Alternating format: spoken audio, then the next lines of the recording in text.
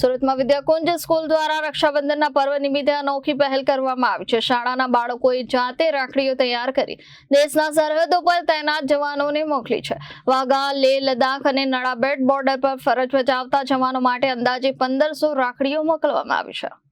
રક્ષાબંધન એટલે ભાઈ બહેનના પ્રેમ અને રક્ષાના સંકલ્પનો પર્વ, પરંતુ સુરતની વિદ્યાકુંજ સ્કૂલના બાળકોએ આ પર્વને દેશની રક્ષા કરતા જવાનો સાથે જોડીને અનોખી રીતે ઉજવ્યો છે। શાળામાં જ બાળકોએ રાખડીઓ તૈયાર કરી અને દેશની સરહદો પર તૈનાત જવાનોને મોકલવાની પહેલ કરી। વાઘા બોર્ડર, લેહ, લદ્દાખ અને નડાબેટ બોર્ડર પર ફરજ બજાવતા જવાનો માટે અંદાજે 1500 રાખડીઓ મોકલવામાં આવી છે।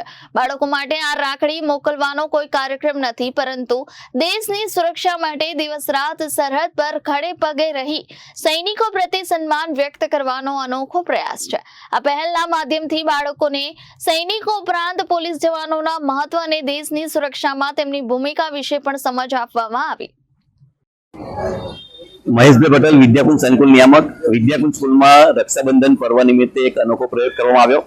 રક્ષાબંધન ભાઈ બહેનના પવિત્ર તહેવારનો તહેવાર છે, ત્યારે આ રક્ષાબંધને અમારા વિદ્યાર્થીઓ દ્વારા લગભગ 1200 થી 1500 રાખડી બનાવી છે અને તે રાખડી સૈનિક સન્માન રાખડી તરીકે અમે તૈયાર કરી અને સૈનિકોનું સન્માન કાયમ માટે અમે જાળવીશું એવી વચન આપીને અમે રાખડી મોકલી રહ્યા છીએ। સાથે સાથે ભગવાન ચારે દિશાઓમાંથી સૈનિકોની રક્ષા કરે એવા ભાવ સાથે, એવી પ્રાર્થના સાથે રાખડી અમારા વિદ્યાર્થીઓ બનાવી છે।